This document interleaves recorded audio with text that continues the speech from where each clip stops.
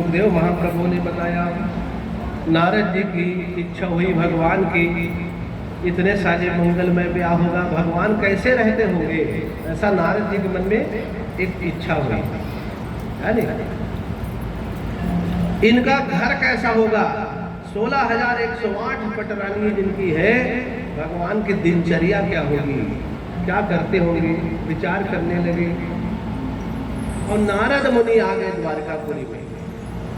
भैया एक एक रानी के लिए एक एक महल की व्यवस्था थी द्वारकापुरी में।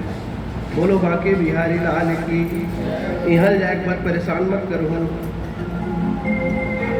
एक एक रानी पर एक एक महल नहीं से, और हमन एक ठकुरिया महल एक मत परेशान करना है। भगवान श्री कृष्ण की दिनचर्या को देख रहे नारद मुनि जा जाकर। जिस महल में जाते हैं भगवान श्री कृष्ण आनंद से कहीं पूजा कर रहे हैं, और वो रानी उनकी सेवा में लगी हुई पूजन में। आओ नारद बैठो, अरे बस मुझे काम है प्रभु, दूसरे कार्य संपादित करने के लिए जा रहा हूँ। तुरंत निकले, दूसरे रानी के महल में जाकर देखा तो वहां भगवान श्री कृष्णचंद्र आराम कर रहे हैं, रानी पैर दबा रही है। अरे वाह।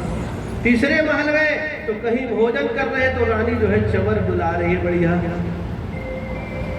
दूसरे और चौथे महल में गए तो वहां भगवान श्री कृष्णचंद्र अपने पुत्रों के साथ खेल रहे हैं। नारद मुनि ने देखा कि प्रत्येक महल में प्रत्येक रानी के साथ अनेक रूपों में द्वारकाधीश हैं।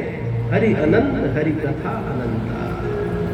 ऐसा नहीं कि एक ही कन्हैया और 16,000 सबके लिए स्वयं श्री कृष्ण अपना विविध स्वरूप बना लिए। अरे बाल्य लीला देखेंगे क्या, ब्रह्म देवता कैसे सबको उठा के ले गए, कितने गोपाल बन गए, कितने गोप बन गए भगवान। ऐसे ही अपने रूपों को अनंत कर लिया। नारद मुनि प्रसन्न हो गए, जय जयकार करने लगे। इस लीला को आप ही निभा सकते हैं प्रभु, आपके अतिरिक्त कोई जीव नहीं निभा सकता। प्रणाम कर लिए, आगे आप भी किसी प्रकार से गलती नहीं करना। बोलो बाके बिहारी लाल की।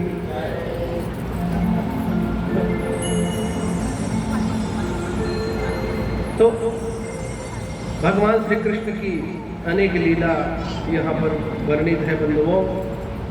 उषा अनिरुद्ध विवाह हुआ है। भगवान श्री कृष्णचंद्र जी के एक मित्र है सुदामा नाम के। सुदामा का स्वभाव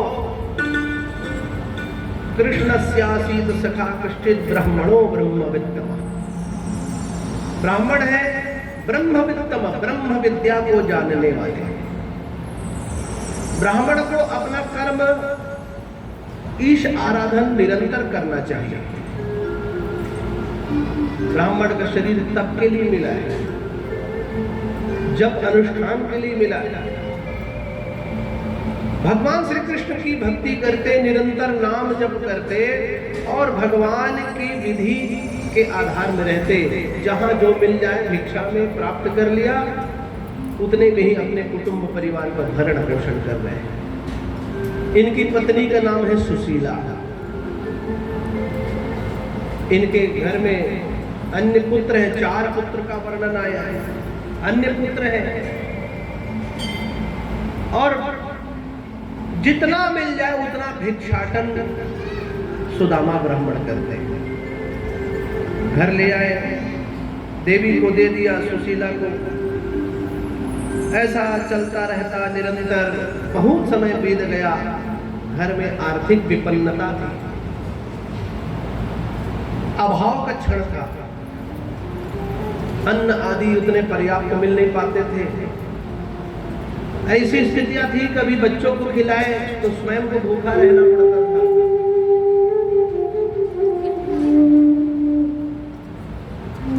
कभी केवल चावल के माण पी करके अपना जीवन निर्वाह करना था।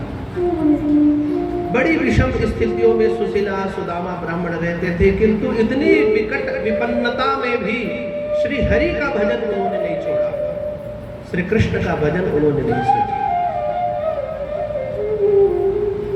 पहला ही शब्द आया कृष्ण स्यासीत सखा। ब्राह्मणो ब्रह्मवित्तमा। सुदामा जानते थे कि जगत के लिए दो द्वारकाधीश है, एक राजा के समान है, किंतु द्वारकाधीश श्री कृष्ण ही नारायण है। इस बात को सुदामा ब्राह्मण जानते थे।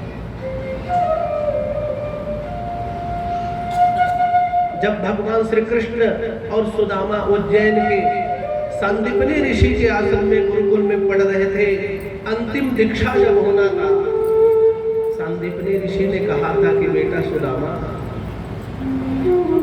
तेरा सखा जो कृष्ण है ना, एते चांद सकल आलोकता कृष्णस्तु भगवान स्वयं, यही साक्षात भगवान है। तो कुछ नहीं, इनका नाम जप करना, इनके आश्रय में रहना।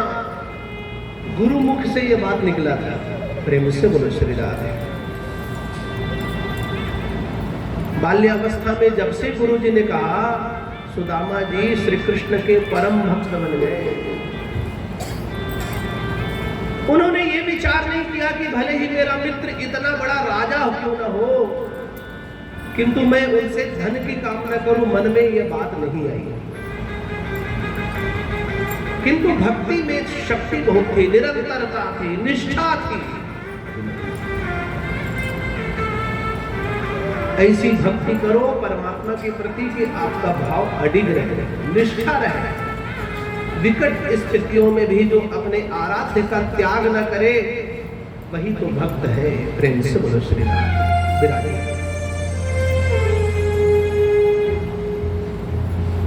विकट स्थितियों में परमात्मा की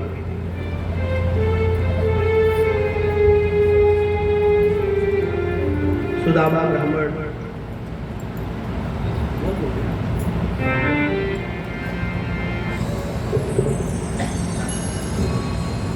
हमारे बीच देवानंद जन कल्याण समिति के वर्तमान अध्यक्ष श्री घनश्याम देवानंद जी उपस्थित हैं। उनका बहुत बड़ा योगदान है इस कार्यक्रम में और ज्योति चक्र के निर्माण में भी। अगर वो शायद मेरे को मार्गदर्शन नहीं देते तो शायद यहाँ पर भागवत भी नहीं हो पाता, और भागवत नहीं होता तो ज्योति चक्र का निर्माण भी नहीं हो पाता। तो मैं चाहूँगा कि उनका भी सम्मान हमारे आचार्य जी करें, व्यासपीठ से।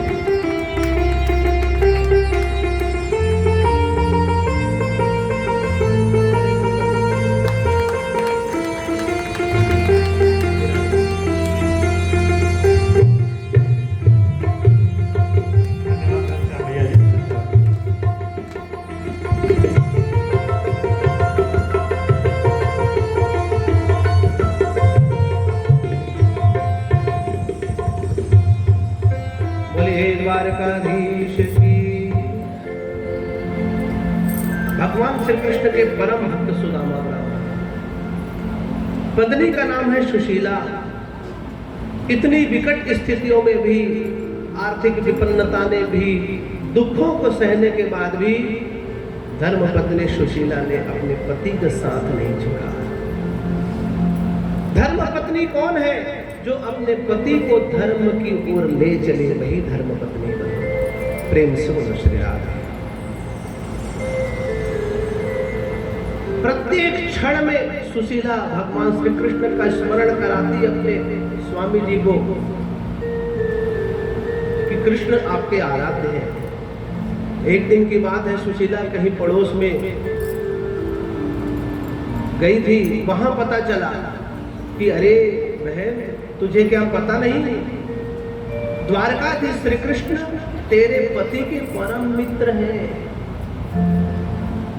सुशीला कहने लगी, नहीं, श्री कृष्ण तो मेरे पति के आराध्य हैं। उनके प्रति बड़ा समर्पण का भाव है हमारे स्वामी को, उनके मित्र है। ये तो तूने आज मुझे बताया। घर के भीतर गई सुशीला, कहती कि महाराज, पंडित जी आपने बताया नहीं, द्वारकाधीश श्री कृष्ण आपके मित्र हैं, आपके साथ पढ़े हैं। सुदामा जी संकोच कर रहे हैं। देवी जी इसमें बताने की क्या आवश्यकता? अब आज को नेता मंत्री बन जाए तो तीसरी पढ़े तेनों तगला बताइए। एक संग में तीसरी पढ़े होगी, वो भले याद नहीं। भगवान मेरे मित्र हैं, साथ में हमने विद्या अध्ययन किया। सुदामा ने कहीं नहीं बताया, कहा कि मेरे आराध्य हैं। बातों को टाल दिया सुदामा ने। फिर एक दिन सुशीला कहने लगी, मेरे मन में एक विचार आ रहा है, क्यों ना आप द्वारकाधीश श्री कृष्ण से मिलने जाते हैं। सुदामा कहने लगे, क्यों, क्या बात हो गई? नहीं स्वामी, ऐसा मुझे लग रहा है कि हमारे घर इतनी विपन्नताएं हैं, अनेकों दिनों से हमने भोजन नहीं किया, हमारे छोटे छोटे बच्चे हैं, शरीर में वस्त्र भी नहीं है। एक बार आप चले जाते क्या अपने मित्र के पास? सुदामा कहने लगे कि देवी, वो मेरे आराध्य हैं, मेरे ईश्वर हैं, मेरे भगवान हैं। कभी अपने भगवान को अपने दुखों के बारे में मत बताओ। आपके आराध्य को वो सब चीजों का भान है कि मेरा भक्त कितने कष्ट में है। सुदामा कहने लगे कि मैंने अपनी दुखों को द्वारकाधीश को बताना नहीं, मैं अपनी समस्याओं को, अपनी विकट स्थितियों को क्यों बताऊंगा? कभी अपने आराध्य को, अपने संकटों को मत बताओ बंधुओं, बल्कि ये बताओ कि इस संकट में भी तेरा साथ है श्याम, तेरा साथ मुझे बना रहे। कन्हैया मधुसूदन, इस संकट से लड़ने का सामर्थ्य तू मुझे प्रदान कर।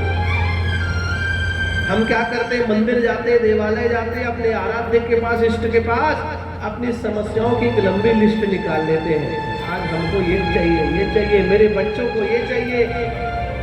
कभी आप भगवान से, अपने आराध्य से मांगने मत जाओ, बताने जाओ कि हे मेरे आराध्य, हे माता परमेश्वरी, मैं तेरे द्वार में खड़ा हूँ, तेरे द्वार में खड़ी हूँ। भले ही भयानक दुख मेरे जीवन में आए, किंतु तेरे प्रति भक्ति मेरे हृदय में सदा रहे, तेरे प्रति मेरे मन में आस्था जगी रहे। आज कितना बड़ा दुर्भाग्य है, छत्तीसगढ़ में ऐसी स्थितियां हो गई, लोग अपनी गरीबी को देख करके, अपने संकटों को देख करके अपने धर्म को त्याग रहे हैं, धर्म का त्याग कर रहे हैं लोग, लोभ में, पैसे के लोभ में। ये सब समस्या आप देख रहे हैं बंधुओं। सर्वधर्मान् परित्यज्य मामेकं शरणं व्रज। भगवान श्री कृष्ण कहते हैं कि तू समस्त धर्मों का त्याग कर केवल मेरी शरण में आ जा, तेरे समस्त बिगड़े काम को बना दूं न तो कहते। हमें अपने आराध्य से विमुख नहीं होना है। सुशीला के बोलने पर भगवान कहते, सुदामा कहते हैं कि मैं अपने प्राण प्रिय स्वामी को अपना दुख बताऊं। सुशीला, नहीं स्वामी, मेरा ये तात्पर्य यही है, एक बार आप मिलने तो जाते, एक बार उनके दर्शन कर लेते। सुदामा कहते हैं कि तुम कहती हो तो मैं दर्शन अवश्य कर लूंगा, किंतु अपने दुखों का वर्णन बखान नहीं करूंगा। ठीक है देवी, मैं दर्शन करने जाऊंगा। तैयारी हो गई, जाने की इच्छा हो गई। सुदामा धीरे धीरे कहते हैं कि देवी एक बात बताओ, जब हम अपने आराध्य के पास, अपने देवता के पास जाते हैं तो क्या मुझे खाली हाथ जाना चाहिए? सुशीला कहती कि मैं समझ गई आपकी बातों को, चिंता न करिए, मैं कुछ चावल के, अन्न के दाने मांग के ले आता। सुशीला दौड़ से अपने पड़ोस में जाकर के चावल के दाने मांग ली। भैया, रिक्त पाणिर न गंतव्यम राजानम देवताम गुरौ, शास्त्र कहता है खाली हाथ कहां कहां ना जाए।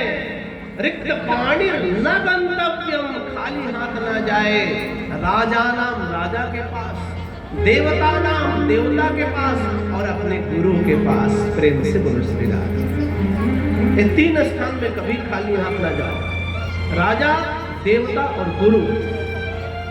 इसीलिए हम श्रीफल लेके जाते हैं। ये नारियल क्या है? इसे हम श्रीफल कहते हैं। कमियों को पूरा करने के लिए श्रीफल चढ़ाया जाता है। हमारे पंडित जी बैठे हैं, पूजा विधि में भी सबसे आखिरी अगर चढ़ावा होगा तो नारियल चढ़ता है। नारियल चढ़ता है जिसे हम श्रीफल कहते हैं। इसका अर्थ क्या है? जो भी ज्ञात अज्ञात वस्तु जो हमको चढ़ानी चाहिए हमारे पास नहीं आ पाया या अधिक चढ़ा दिए, उन सब के दोष को यह श्रीफल पूरा करे। प्रेम से बोलो श्री राम। नारियल लेके जाओ, नारियल चढ़ा। और नारियल की विशेषता, एक नारियल को धो करके आप अनेक स्थानों में चढ़ा सकते हो। प्रेम से बोलो श्री राम। ऐसा नहीं एक नारियल जहां चढ़ गया उतने बस का नहीं, अग्रभाग ऊपर को और नीचे को थोड़ा जल लगा लो और चढ़ा। सर्वमान्य सर्व पूज्य है ये नारियल, इसलिए श्रीफल का प्रयोग करें। राजानो देवताओं सुशीला झट से अपने आस पड़ोस से चावल के कुछ दाने ले आई। बोली महाराज द्वारका के राजा है और आपके आराध्य हैं, तो मैं चावल के कुछ दाने पोटली में बांध के दे देती हूं, आप इसे ले जाइए महाराज। ठीक है। शरीर कृष्ण का है, कमजोर है, वस्त्र केवल एक पहने, उसमें भी कटा फटा वस्त्र। भोजन के अभाव में शरीर में कृष्णता, हाथ पांव कांप रहे हैं, पर मन में श्रद्धा है, मन में अपार श्रद्धा है अपने इष्ट के दर्शन करने का। आज एक घटना बता रहे हैं फेसबुक में, पाटन के पंडित विजय पांडे आप जानते हैं, उन्होंने एक छोटा सा वीडियो डाला कि एक 85 वर्ष की देवी है माता जी, उसका शरीर कांप रहा है, सिर हिल रहा है, और वो दुर्गा पंडालों में देवी दर्शन के लिए जा रही अकेले। तो उसका वीडियो डाला। आस्था कितनी बड़ी बात है, आपका भाव कितना बड़ा है। शरीर कमजोर है, कृष्णकाय है, कांप रहा है, किंतु अपने आराध्य से मिलन की उत्सुकता है, प्रेम है। जाना है मुझे कन्हैया के पास। बगल में पोटली दबाया और डंडा लेकर के चल पड़े सुदामा जी, और सुंदर बढ़िया श्री कृष्ण नाम लेते जा रहे हैं। चले श्याम सुंदर से मिलने सुदामा, चले श्याम सुंदर से मिलने सुदामा। गाते चले मन में, गाते चले मन में, हरे कृष्ण रामा। चले श्याम सुंदर से मिलने सुदामा, चले श्याम सुंदर से मिलने सुदामा।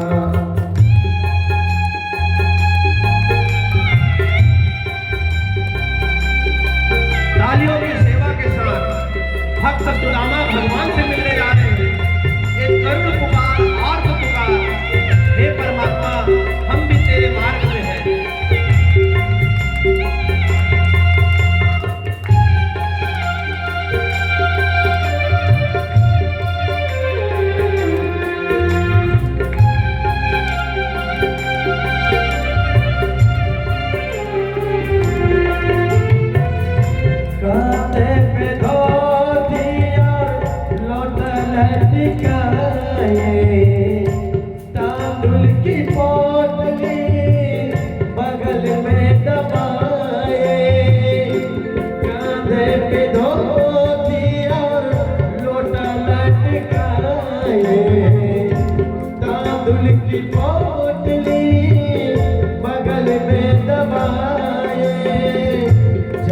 चलते पहुँचे वो द्वारकापुर धामा, चलते चलते पहुँचे वो द्वारकापुर धामा।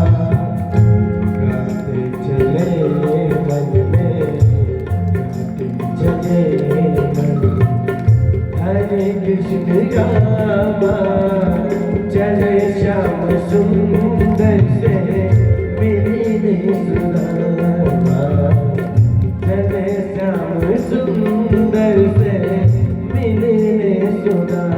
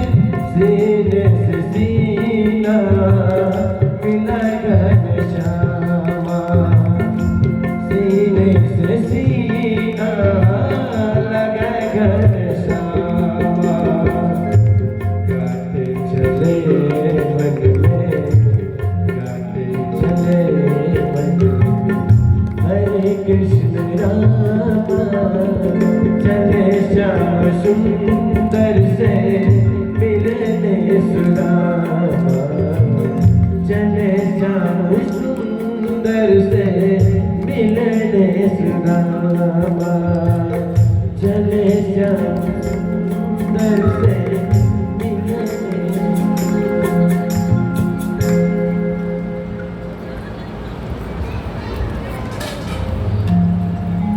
द्वारकाधीश की जय हो।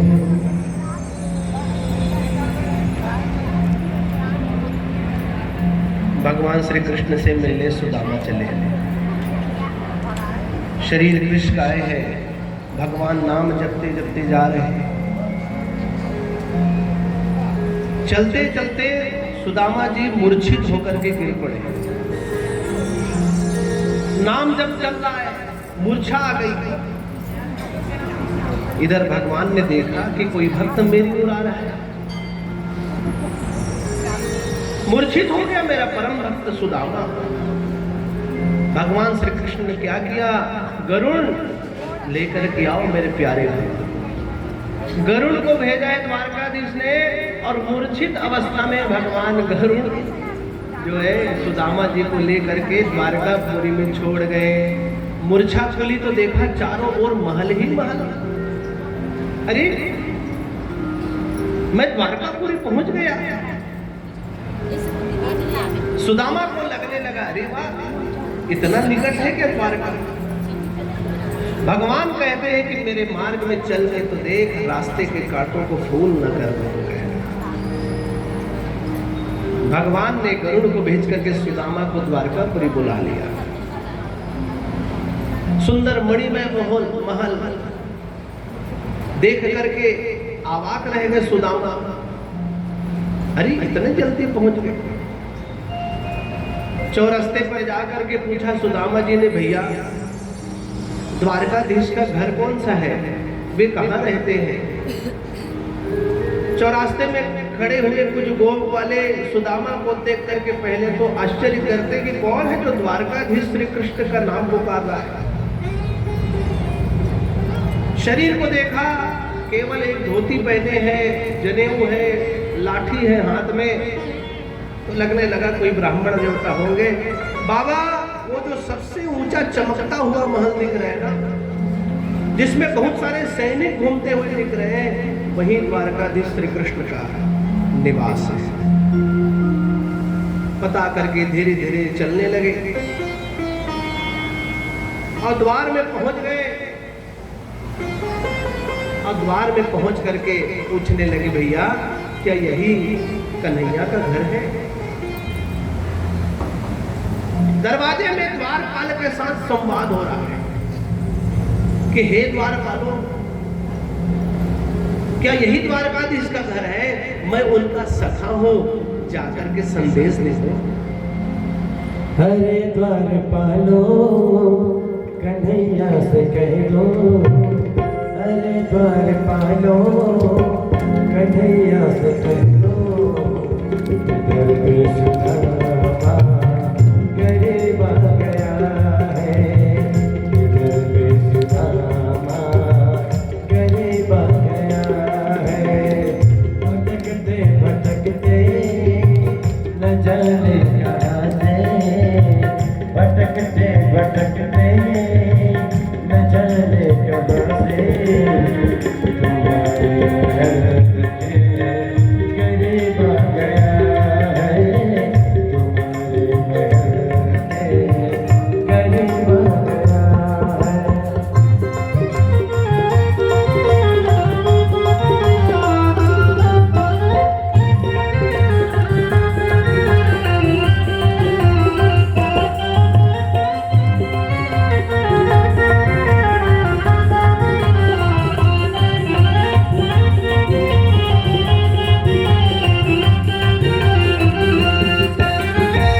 नसर पे है पगड़ी न तन पे है जामा, बता दो कन्हैया को नाम है सुदामा, बता दो कन्हैया को नाम है सुदामा।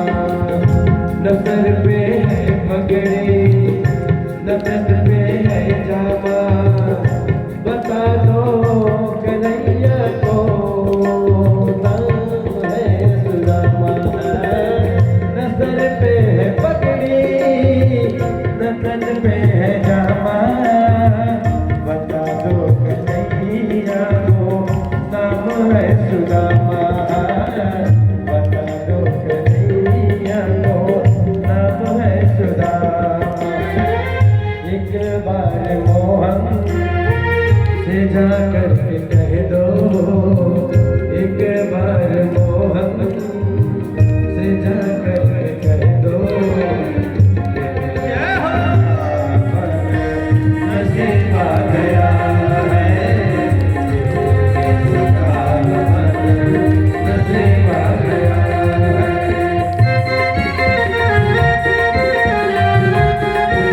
बोल कृष्णचंद्र भगवान की, द्वारकाधीश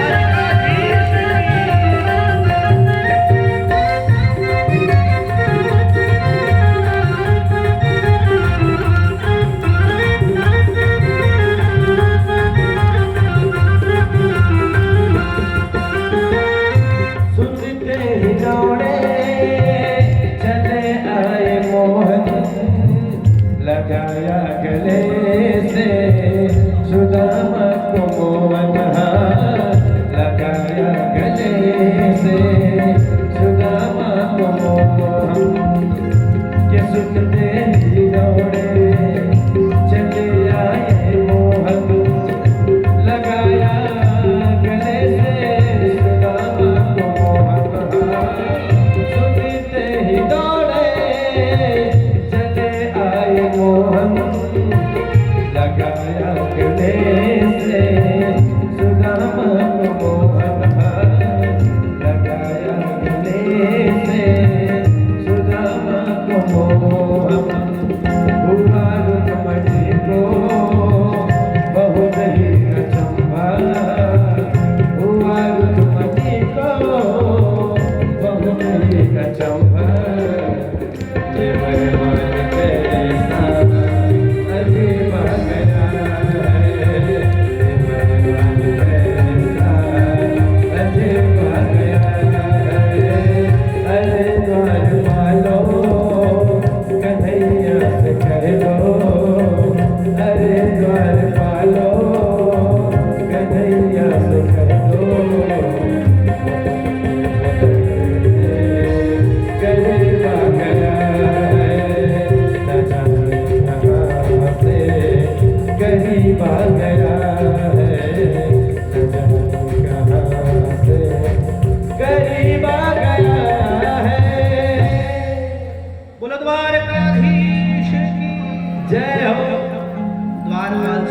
दौड़े दौड़े गए, द्वारकाधीश को समाचार दिया,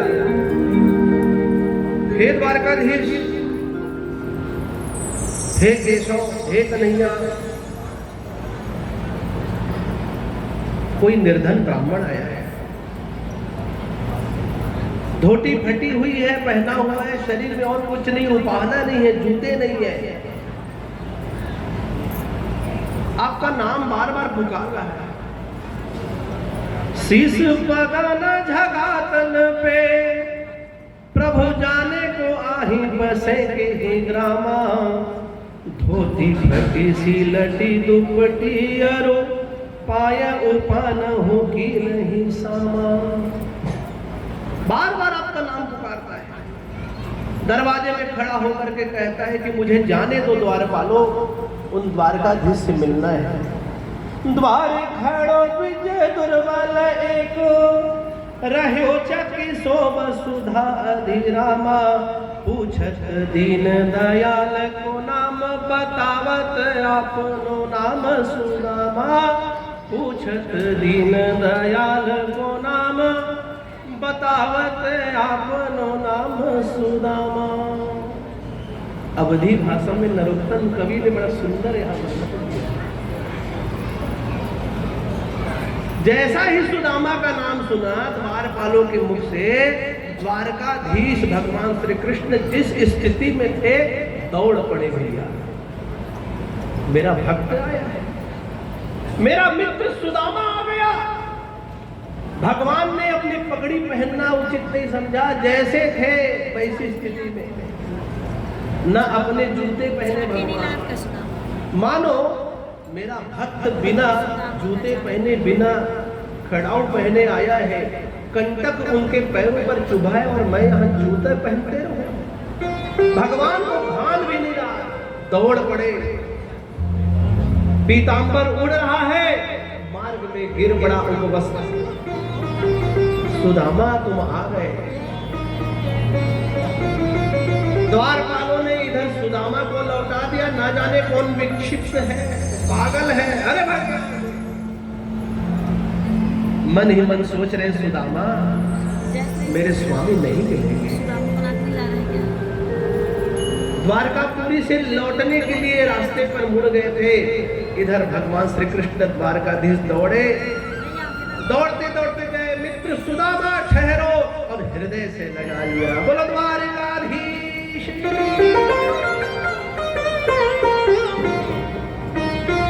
भगवान श्री कृष्ण को हृदय से लगा दिया भैया। कहा कि मित्र कितने दिन लगा दिए आने में, अश्रुधारा बह चली, सुदामा रो रहे हैं, द्वारकाधीश भी रुदन कर रहे हैं, सैनिक द्वारपाल सब देख रहे हैं। अरे देखने में तो ये तो दुर्बल गरीब लग रहा था, किंतु आज हमारे जगदीश्वर ने तो हृदय से लगाया है। बड़ी प्रीत है मीत की, बड़ा प्राण से मीत, और जो जीते मन मीत को, जग लेता वह जी। मित्रता से बड़ी शक्ति कहीं नहीं है बंधु। भगवान श्री कृष्ण ने हृदय से लगाया और हाथ पकड़ के ले गए, सुदामा आओ। जिस सिंहासन पर भगवान द्वारकाधीश को बैठते थे, इंद्र आदि देवता जिस सिंहासन की परिक्रमा करते थे, चरण वंदना करते थे, उस दिव्य श्रेष्ठ सिंहासन पर ब्राह्मण सुदामा को बैठा दिए और स्वयं चरणों में बैठ गए। स्वयं चरणों में बैठ गए, आंखों में अश्रुपात हो रहा है। देखी सुदामा की दीन दशा, करुणा करके करुणा निधि रोए, पानी परात को हाथ छुओ नहीं, नैनन के जल से धोए। पानी परात को हाथ छुओ नहीं, नैनन के जल से। भगवान श्री कृष्ण ने जल नहीं लिया, अपने अश्रुधारा से ही सुदामा के पैर धो रहे, मानो ऐसा सुंदर भाव। रुक्मिणी आदि रानियों ने देखा जगदीश्वर चरणों में बैठे हैं, निश्चित ही कोई ये दिव्य महात्मा है। सब दौड़ पड़ी, चमर डुलाने लगी बिना प्रश्न किए। बहुत सुंदर संवाद भगवान श्री कृष्ण और सुदामा का हुआ। भगवान श्री कृष्ण ने पैरों के कंटकों को निकाला है, हाथों से नहीं निकालते बना तो दांतों से निकालने लग गए। भगवान ने सुंदर सत्कार किया, आतिथ्य किया, स्नान कराया, बढ़िया सुंदर नए नए वस्त्र पहनाए और कहा कि हे सुदामा, आप बहुत विलंब कर गए, इतने दिन तुम कहां रह गए मित्र? मैं निरंतर तुमको ध्यान करता था। द्वारकाधीश कह रहे हैं, बंधुओं, भक्त को यह बात सदैव स्मरण रखना होगा कि जिसकी हम आराधना करते हैं उसे भी हमारी चिंता होती है। उस भगवान को प्रतीक्षा होती है जो निरंतर मेरे द्वार पे दीप जलाता था, आज वो कैसे नहीं आया है। द्वारकाधीश कहने लगे, मुझे तेरी याद सताती थी सुदामा,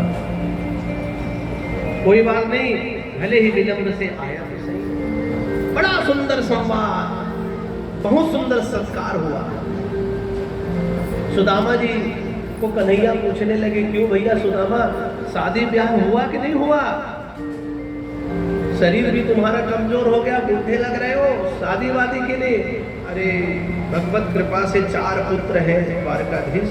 अरे बढ़िया, आप बुलाए नहीं मुझे, कोई बात नहीं, देखो उलाहना देना रहता है ना, कैसे यार तुम शादी में नहीं पूछे है? अरे अब क्या कहें, मौन हो गए। सुदामा जी पूछने लगे, तुम्हारा ब्याह हुआ? ये देखने से तो लग रहा है सुंदर सुंदर 4 रानियां यहीं दिख रही हैं, 4 शादी कर ली है क्या तुमने? अब तुम तो राजा ठहरे।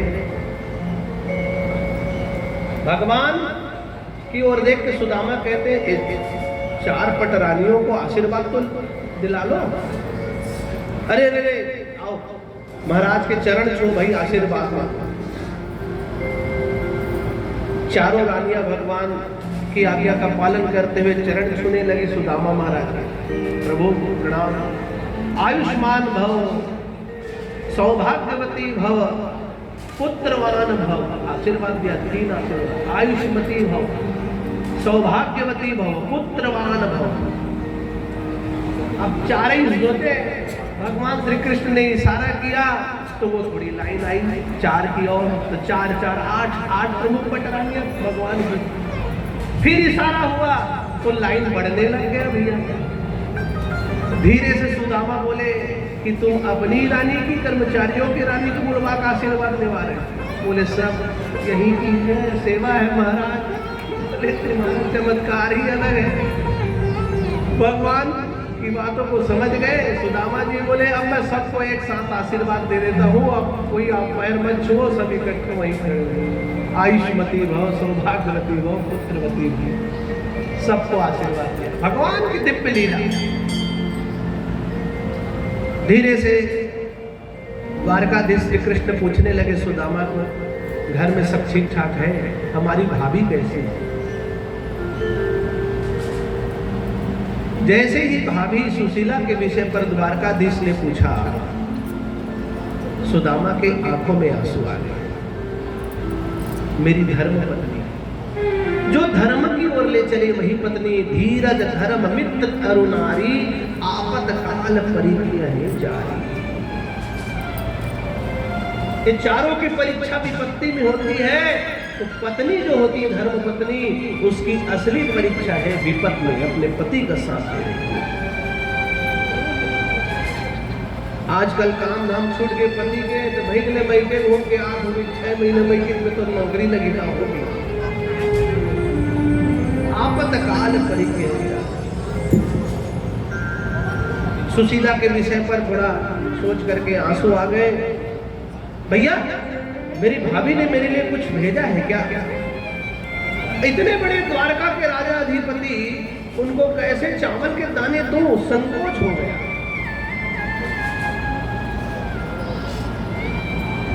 फिर द्वारकाधीश ने सुदामा को पूछा, अच्छा भाभी ने कोई संदेश भेजा है क्या मेरे लिए?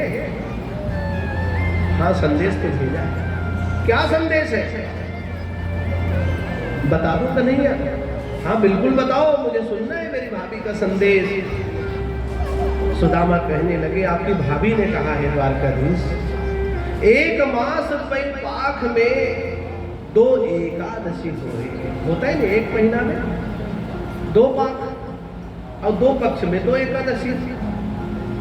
1 मास बैपाख में 2 एकादशी होए और सो प्रभु दीन दयाल ने नित प्रतिदीनी मोए। एकादशी में हमारे घर चूल्हा नहीं जलता, भोजन नहीं बनाते, एकादशी में भोजन नहीं कर रहे। 1 मास में 2 पक्ष आता है और 2 पक्ष में 2 एकादशी होती है। पूरे संसार में महीने में 2 दिन किसी के घर चूल्हा नहीं जलता, अन्न नहीं खाते, लेकिन परमात्मा श्री कृष्ण ने ऐसी कृपा की है कि मेरे घर नित्य एकादशी हो रही, मेरे घर चूल्हे नहीं। परमात्मा श्री कृष्ण के पास अपनी बात बता रही सुशीला। जब भगवान श्री कृष्ण ने सुना, ये दशा है, वो तो सर्वज्ञ है, सब कुछ जानने वाले हैं। भाभी के दिए हुए चावल के दानों को जिसे सुदामा ने छुपा लिया, उसे छीन लिए और कहे कि देखो मुझे तो भाभी के दिए हुए प्रसाद अन्न मिल गए। देखते ही कहा कि हे भैया सुदामा, भाभी को कह देना, भाभी को कह देना कि होनी थी सो हो गई, होनी थी सो हो गई, अब ना ऐसी होए और भाभी तेरे भवन में नित्य द्वादशी होए। द्वादशी के दिन हमारे घर भंडारा बनता है, भंडारा, और इतना दान करते हैं, दुआस दान करे लाखों महाराज बन, दिव्य चीजें बनाई जाती है द्वादशी। एक तरफ एकादशी की बात, भगवान ने क्या आशीर्वाद दिया कि भाभी तेरे भवन में नित्य द्वादशी हो। अब तेरे घर चिंता की बात नहीं है। ऐसा कहते ही चावल के दानों को, तंडुल को देखा और देख करके भगवान श्री कृष्ण खाने लगे। खाए और संपूर्ण जगत तृप्त हो गया। बोलो द्वारकाधीश।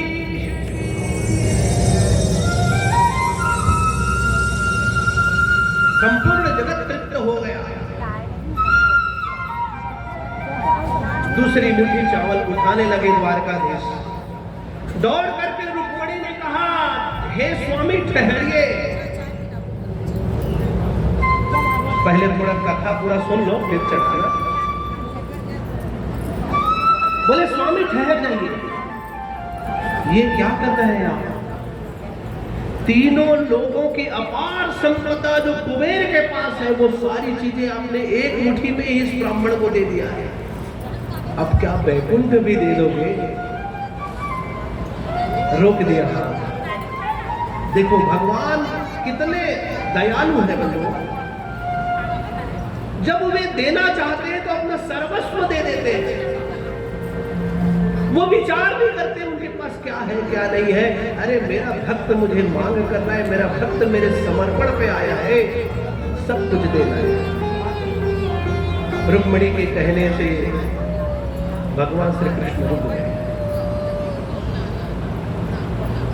इधर सुंदर बढ़िया आनंद पूर्वक भोग राग लगाया गया, भोजन कराए, समय बीता। अब सुदामापुरी धनवानों की पुरी बन गई है। श्री कृष्ण कृपा की नगरी बन चुकी है। साक्षात लक्ष्मी वहां घूम रही है, केवल चावल के दाने खाने मात्र से श्री कृष्ण।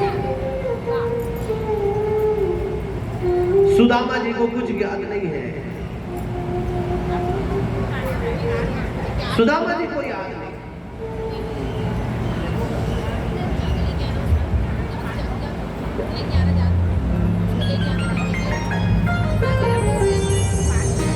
सुदामा जी का सत्कार चल रहा है, समय बीत गया। अब कहते हैं सुदामा जी बहुत दिन हो गया है द्वारकाधीश, मुझे घर जाना है। बच्चों की भी याद सता रही है, तेरी भाभी अकेली है, जाना चाहिए। अच्छा आपकी जाने की इच्छा है ना, ठीक है तैयार हो जाइए। अब इसने बोला फिर पूछो कब जाते, आजकल इसने हो गए। अच्छा तय कब जाते दीदी? नहीं एक सीधी पूछा तो मैं वही कहा चाहूँ देख कैसे को बार बार समझो संकेत ना ज्यादा झेल नहीं सहाय आज कैसे एक दिन ले 2 दिन सुदामा जब कहने लगे कि अब मुझे जाना है द्वारकाधीश कहते अच्छा ठीक है तो थोड़ी शीघ्रता से तैयार हो जाइए रथ तैयार करवा देते तो सुदामा को लगने लगा ये देखो मेरा मित्र मन में कई प्रकार के तर्क आ गए और भगवान तो लीला कर चुके हैं भगवान बताना चाह रहे हैं कि तेरी भक्ति में इतनी शक्ति है कि तुझ पर कृपा हो चुकी है सुदामा के मन में तर्क चल रहा है अरे देखो द्वारकाधीश मुझे भेजना चाहते हैं क्या अरे नहीं बहुत दिन हो गए मुझे रुके जाना चाहिए अब वो सही कह रहे हैं अनेक प्रकार का तर्क ये तर्क मतलब हम मानवों की बुद्धि है प्रेम से बोले श्रीराम हम देवस्थान जाते हैं देवताओं के पास जाते हैं तो अनेक प्रकार के तर्क वितर्क आरंभ हो जाते हैं इधर सुदामा जी को सुंदर अभ्यागत भोजन आदि कराया अब जाने के पहले विदाई की जाती है महाराज लोग जा रहे हैं अब दान दक्षिणा करने भोजन वोजन कर लिए चंदन लगा के दान दक्षिणा होगा भाई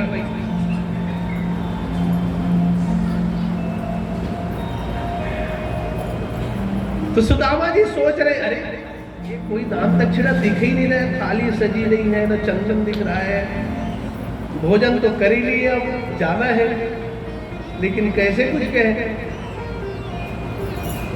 तब भी सुदामा जी कहने लगे क्यों कन्हैया मैं जा रहा हूं अब ध्यान रखना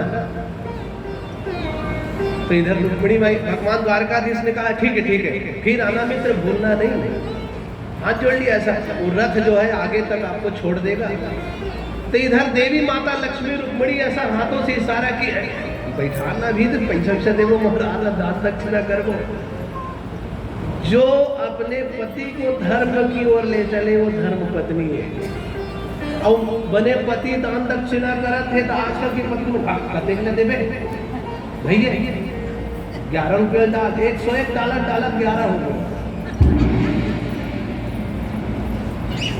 तो कहा जाता है कि दक्षिणा देते समय अगर कोई आपकी दक्षिणा को रोक दे तो उसको नरकगामी होना होता है गरुड़ पुराण में ये वर्णन आया है इसलिए कोई दे रहा हो तो टोकना नहीं ये वर्णन है कोई भी कुछ भी दे उस समय रोक मत देना रोकते ही आप नरकगामी हो बाद में भले बोलना या देने के पूर्व चर्चा हो जाए तो बोल लो कि हाँ भाई ये करना लेकिन तैयारी हो गई और देने वाले कोई भी चाहे मंदिर हो चाहे किसी भी को देना हो परिजनों को भी देना हो परिवार में बच्चों को देना हो तब भी रोके मतलब आप अपना रास्ता क्लियर करते हैं सीधा आपका लैंडिंग होगा नरक में रुक्मिणी माई ने इशारा किया भगवान श्री कृष्ण बोले अरे नहीं बैठो भैया सुदामा जी थोड़ा सा कुछ काम बाकी है बैठे भगवान श्री कृष्ण ने देखा अब तिलक करना है तिलक कहाँ करते माथे में भगवान मधुसूदन ने देखा कि माथे की रेखा में लिखा है श्री क्षय अरे सुदामा की माथे में क्या लिखा है श्री मतलब लक्ष्मी क्षय मतलब नाश भगवान श्री कृष्ण ने अंगूठे से चंदन लिया और लिखा था श्री छह उसको उल्टा कर दिया यक्ष श्री लिखा था तेरे भाग्य में लक्ष्मी का नाश और भगवान मधुसूदन ने उसको उल्टा करके तिलक लगा दिया जितनी संपदा कुबेर के पास उतनी संपदा तेरे पास बोलो द्वारिकाधीश की यक्ष श्री उल्टा कर दिया श्री क्षय क्षय को कर दो उल्टा यक्ष और श्री पहले था उसको बात कर दी श्री का अर्थ होता है लक्ष्मी देखो प्रभु की कृपा यदि आपके ऊपर हो गई ना बंधुओं भावे उल्लेख मिटहि त्रिपुरारी माथे की रेखा को भी भगवान बदल देते हैं और भगवान ने विदा किया भगवान द्वारकाधीश श्री कृष्णचंद्र जी से सुंदर प्रेम मिलाप करके द्वारका पुरी से सुदामा ब्राह्मण निकल पड़े। इधर निकले तो अनेक प्रकार के तर्क चलने लगे। रथ में सवार है सुदामा जी, सारथी ले गया एक सुंदर नगर में, जगमगाता नगर, धनवानों का नगर। सुदामा कहने लगे, सारथी आप कहीं रास्ता तो नहीं भूल गए? मेरी सुदामा कुटी तो गरीबों की कुटी है, मेरी कुटी तो झोपड़ा है, आप ये कहां ले आए? बोले भैया सुदामा, अब आपकी ये झोपड़ी की कुटी नहीं है, अब तो ये श्रेष्ठ नगर बन गया है और सुदामा नगर बन गया। क्यों? क्योंकि जब से परमात्मा श्री कृष्ण की कृपा आप पर हुई, ये नगर के भी भाग्य बदल गए और जय जयकार हो गया। बोलो श्री कृष्णचंद्र भगवान की।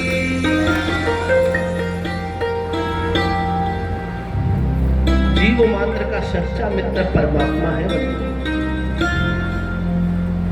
दिव्य लीला का सुखदेव महाप्रभु ने वर्णन किया है। आप मित्रता बनाओ, किनसे बनाओ? परमात्मा से।